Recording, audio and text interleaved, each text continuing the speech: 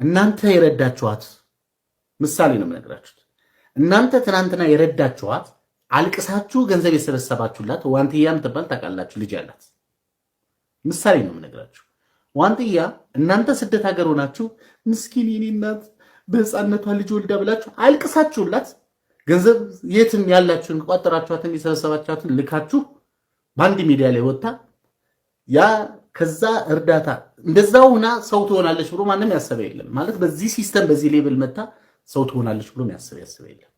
ግን ከዛ ህይወት ከዛ ነገር ወጣ ዛሬ የሚያስፈልጋት መኪና የሚያስፈልጋት ህይወት የሚያስፈልጋትን ኑሮ እየኖረች ጭራሽ ሌላ ታሪክ ውስጥ ነው ያለችው። እናንተ የት ነው ያላችሁት?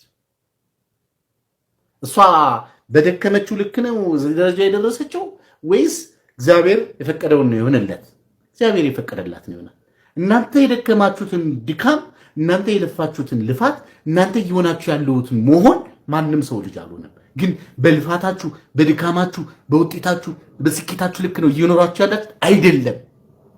የሚሰማ ጆሮ ስለሌለ ድፍን ናችሁ፣ ተደፍኖ ነው ይሄ ማይረባ የማንም ትርኪ ምርኪ እየሰማችሁ እየተዘናጋችሁ ነው እንጂ ቁም ነገር ብናወራ እናንተ የሚያኖራችሁን አምላክ ስለረሳችሁትና በራሳችሁ ጥረትና በጭንቀት ነው ነገሮች የሚቀየሩና በጉልበታችሁና በልፋታችሁ ነገሮች የሚቀየሩ መስሏችሁ እየተሰቃያችሁ ነው እንጂ ያላችሁት እድሜያችሁን እየጨረሳችሁ ወጣትነታችሁን እየጠረታ አጥንታችሁን እያሳሳችሁ ጤናችሁን እያጣችሁ ነው ያላችሁ። ልንገርሽ ከኔ በላይ የነገራችሁ ሰው የለም።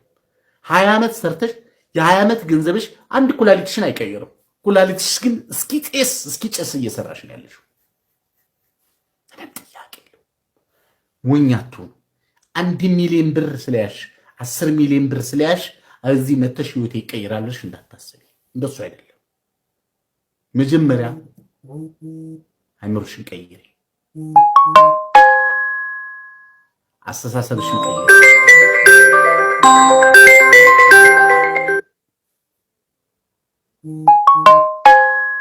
አመለካከትሽን ቀይሪ። ይሰማችኋል? ይሰማል?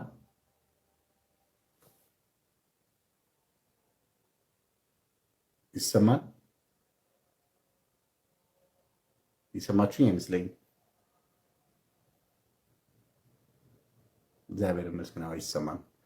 ሰው ልቦና ያለው ሰው በደንብ ጭንቅላት ያለው ሰው ማወቅ የሚፈልግ ሰው መረዳት የሚፈልግ ሰው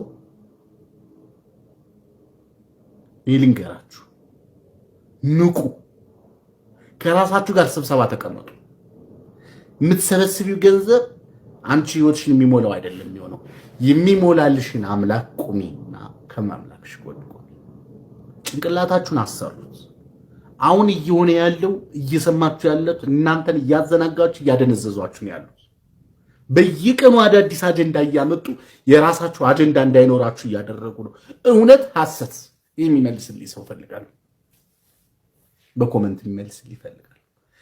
የእናንተ አጀንዳ እንዳይኖራችሁ፣ የእናንተ ሐሳብ እንዳይኖራችሁ፣ የእናንተ የወደፊት ህልምና ፍላጎትና እቅድ እንዳይኖራችሁ አዳዲስ ህጎችና አዳዲስ አጀንዳዎች ከውስጥ መስመር እየተነጋገሩ እየመጡ ወይ ጉድ ወይ እሱ እሷ እንዲህ እያልሽ እንዲህ ነው አናትሽ የምትተካየው። ምንም ጥያቄ የለውም።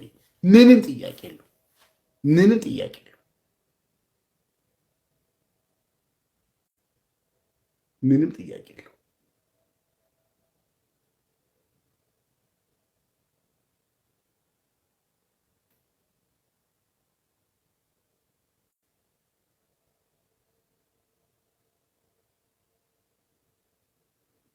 እናንተ ኤሊዮች ናችሁ፣ ቁጭ ብላችኋል። ሞኞች በገዛ ሞባይላችሁ ውድ ሞባይል ገዝታችሁ የማንንም አጀንዳ አይቻልም።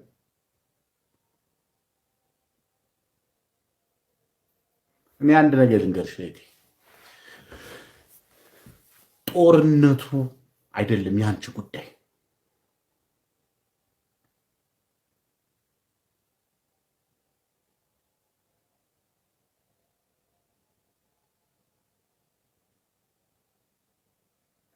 እስኪ ጦርነቱን ተውትና እስኪ ከሀገር ሰላሙን ተውትና መጀመሪያ እናንተ ሰላም ሆኑ። እስኪ መጀመሪያ እናንተ እኮ ከራሳችሁ ጋር የተጣላችሁ፣ ከራሳችሁ ጋር ተስማምታችሁ ማታውቁ፣ ከራሳችሁ ጋር ሰላም የሌላችሁ፣ ለራሳችሁ እንቅልፍ የሌላችሁ፣ ራሳችሁ አምላካችሁን በስነ ስርዓት የማታመሰግኑ፣ በስነ ስርዓት ማሰብ የተሳናችሁ ሆናችሁ ስለ ጦርነት፣ ስለ አጀንዳ፣ ስለ ከበደ፣ ስለ በቀል አታውሩ።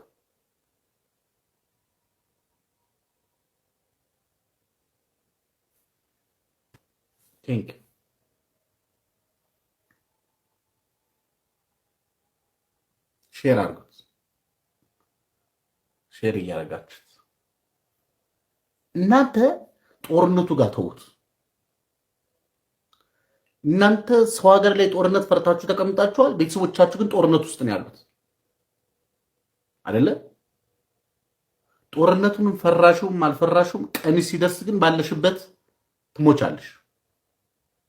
ሰው ሀገር ከመሞት ግን በሀገር ላይ ተቀምጠሽ ብትሞች ነው የሚሻለው።